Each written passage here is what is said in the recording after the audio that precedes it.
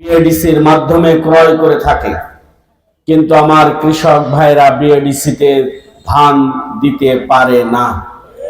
সেখানে একদল দালাল, একদল লুটেরা, একদল স্বার্থ সিদ্ধি করার রাজনীতিবিদরা সেই জায়গাগুলোকে দখল করে নিয়েছে।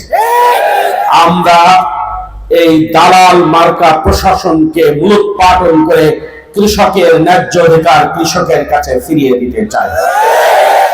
সংগ্রামী বন্ধুগণ, আর কি আপনারা খেয়াল করে দেখেছেন, এক সময় আপনার হাতে টাকা নেই, দোকান থেকে আপনি সার বাকি নেবেন, এটাই তো স্বাভাবিক। ধান উঠলে টাকা দিয়ে দিবেন, পাট উঠলে টাকা দিয়ে দেবেন, বিভিন্ন কাজ, সবজি উৎপাদন হওয়ার পর টাকা দেবেন। কিন্তু এখন সেই সুযোগ আর নেই। এখন ডিলারদের কাছ থেকে গিয়ে টাকা নিতে হয়, সার নিতে হয়, নগদ টাকায় সার নেওয়া লাগছে। তারপরেও ডিলারদের কাছে লাইন ধরে থাকার পরে বলছে সার আমাদের কাছে নেই। পরে খোঁজ পেয়ে দেখা যায় তাদের নিজস্ব গোদাম ঘরে সার রেখে দিয়ে বেশি দামে বিক্রি করছে। এইটা কি কারণে হয়েছিল? কোন কৃষক কি ডিলারি পাই? কোন কৃষক কি ডিলার হওয়ার সুযোগ পেয়েছে? এক ধরনের ব্যবসায়িক, এক ধরনের রাজনীতিবিদ, এক ধরনের বেকার রাজনীতিবিদ তাদের সুবিধার জন্য, তাদের খাওয়ার জন্য ডিলার সিস্টেমের ব্যবস্থা করেছিল। এই ডিলার সিস্টেম দিয়ে আমাদের কৃষক ভাই এবং বাবাজিদেরকে দিনের পর দিন হয়রানি করা হচ্ছে। বাংলাদেশ জামাত ইসলামী এর মূলোৎপাটন করে কৃষক বন্ধুদের হাতে সার পৌঁছানোর ব্যবস্থা করবে ইনশাআল্লাহ। প্রিয় বন্ধুগণ, আর কি সমস্যা আপনাদের? আপনারা খেয়াল করেছেন, যদি কৃষি নির্ভর একটি অর্থ ব্যবস্থা গড়ে তুলতে হয়, তাহলে আপনাদের আধুনিকায়ন, আপনাদের চাষের আধুনিকায়ন, যন্ত্রপাতি, আধুনিক যন্ত্রপাতি আপনাদেরকে দিতে হবে। একজন কৃষক এই আধুনিক যন্ত্রপাতি সরকারের কাছ থেকে পাওয়ার সুযোগ ফুরিয়ে গেছে। আমরা আপনাদের কাছে আধুনিক যন্ত্রপাতির ব্যবস্থা করতে চাই। সংগ্রামী বন্ধুগণ, আপনার ঘরে আলু উৎপাদন হয়েছে, এই আলু উৎপাদনের সাথে সাথে নষ্ট হওয়া শুরু হয়। যদি এই জায়গায় আলু রাখার জন্য একটি ব্যবস্থাপনা থাকতো, তাহলে যশোরে গিয়ে কোল্ড স্টোরে আলু রাখার প্রয়োজন ছিল না। কিন্তু দুর্ভাগ্য চুয়াডাঙ্গার, এই চুয়াডাঙ্গায় একটা কোল্ড স্টোরও তৈরি করা হয়নি। এতটা বছর বাংলাদেশকে আসমানের দিকে তুলে নেওয়ার জন্য বক্তৃতা শুনেছি।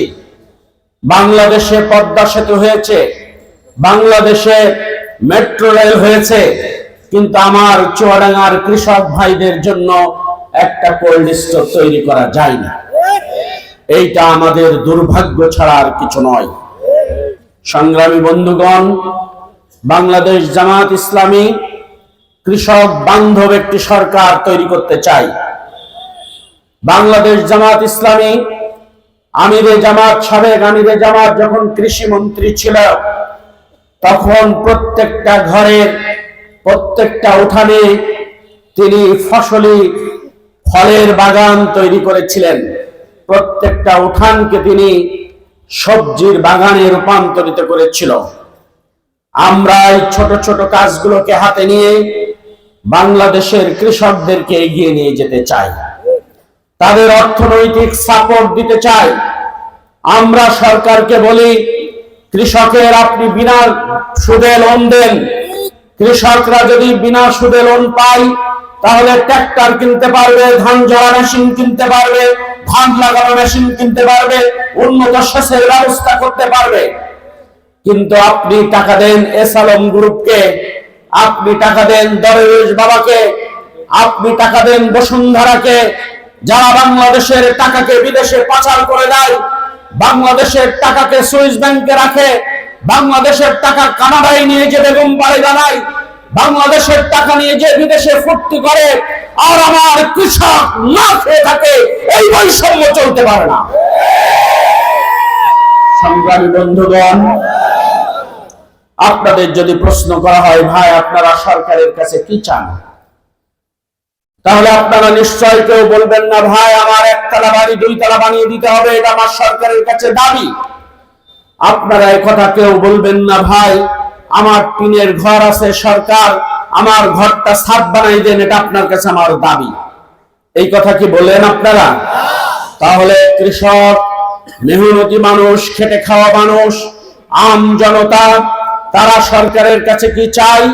তারা চাই কারপালডাঙ্গা থেকে দামোহদায় আসবে রাস্তাটা যেন ভালো থাকে, আমি যেন রাস্তাটায় কোনো গর্ত ছাড়া কোনো খন্দক ছাড়া রাস্তা, সুন্দর রাস্তা দিয়ে আমি দামোহদায় আসতে পারি, এটা আমাদের প্রত্যাশা।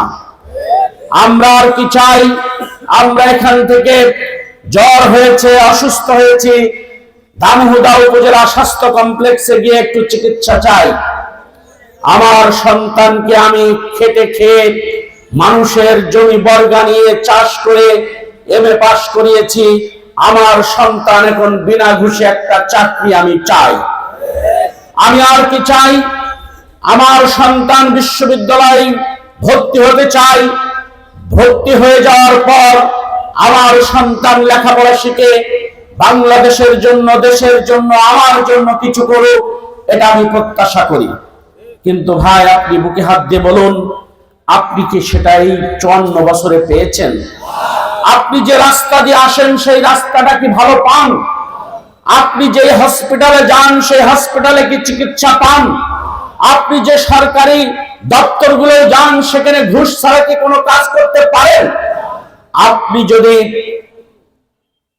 এই কাজগুলো না পান, তাহলে এই সুযোগ যদি আপনি না পান, তাহলে সরকার বাহাদুরের কাজটা কি? সম্মানিত ভাইয়েরা, আমরা সরকারের যে কাজ সেই কাজ করার জন্য দৃঢ় প্রত্যয় গ্রহণ করেছি। আমরা অবকাঠামোর উন্নয়ন চাই, আমরা হসপিটাল, ক্লিনিক এবং ইউনিয়নে যে হেলথ সেন্টার গুলো আছে তার আধুনিকায়ন করতে চাই। আমরা বেকার সন্তানদের হাতে তাদের যোগ্যতা অনুযায়ী বিনা ঘুষে কাজ দিতে চাই। আমরা কৃষি ও কৃষকদের জন্য অর্থনীতিকে ঢেলে সাজাতে চাই, কৃষকদের জীবন মানের ব্যবস্থা করতে চাই, কৃষি প্রণোদনার ব্যবস্থা করতে চাই। সংগ্রামী বন্ধুগণ, এই পরিকল্পনা নিয়ে আমরা এগিয়ে যেতে চাই। আপনারা বলতে পারেন ভাই এত কথা বললেন, এই কাজগুলো কি আপনারা করতে পারবেন? আমরা আপনাদেরকে বলতে চাই আমরাই শুধু পারবো না, যারা সততার সাথে দেশ চালাতে চাই তারা সবাই পারবে। কিন্তু আমাদের দেশে সব মানুষের বড় অভাব হয়েছে। আপনারা দেখেছেন যে এমপি ভোট করার সময় 1 কোটি টাকার মালিক, 5 বছর পর সে 100 কোটি টাকার মালিক হয়ে যায়। তার আত্মীয় স্বজন, বউ, শালা সম্বন্ধী সব আঙুল ফুলে কলা গাছ হয়ে যায়। এর অবসান যদি ঘটানো যেত, এই দুর্নীতি যদি বাংলাদেশে না থাকতো, তাহলে বাংলাদেশটা সোনার বাংলায় রূপান্তরিত হয়ে যেত। আমরা প্রত্যেকটা সেক্টরে সৎ মানুষ খুঁজে ফিরতে চাই। আপনি যদি আমাদের কাছে প্রশ্ন করেন ভাই আপনারা রাজনীতি করেন, এমপি মন্ত্রী হয়ে যাওয়ার পর কি করবেন, আমরা আপনাদেরকে বলতে চাই ভাই কি করব এটা জানি না, কিন্তু এটুকু জানি জনগণের 1টি টাকা আমরা আমাদের পকেটে উঠাবো না। আমরা আর কি করব সেটা জানি না, কিন্তু এটুকু জানি সরকারের কোন সম্পদ পকেটে নিয়ে ঢাকা, গুলশান, বনানীতে সেটেলড হওয়ার কোন ইচ্ছে আমাদের নেই। আমরা আপনাদেরকে বলতে চাই শুধু জেলা আমির কিংবা আমিরে জামাত নয়, জামাত ইসলামের ওয়ার্ড সভাপতি পর্যন্ত আপনারা দেখেন 5 তারিখের পর তাদের চেহারার কি কোনো পরিবর্তন দেখেছেন? আমরা বলি আমাদের যে নাঙল চাষে সে এখনো নাঙল চাষে, যে ভ্যান চালাতো সে এখনো ভ্যান চালায়, যে শিক্ষকতা করতো সে এখনো শিক্ষকতা করে, যে ব্যবসা করতো সে এখনো ব্যবসা করে। আমরা আমাদের পেশা পরিবর্তন করি নাই। কিন্তু আপনারা দেখেছেন 5 তারিখের পরে একটি দল আঙুল ফুলে কলা গাছ হয়ে গেছে।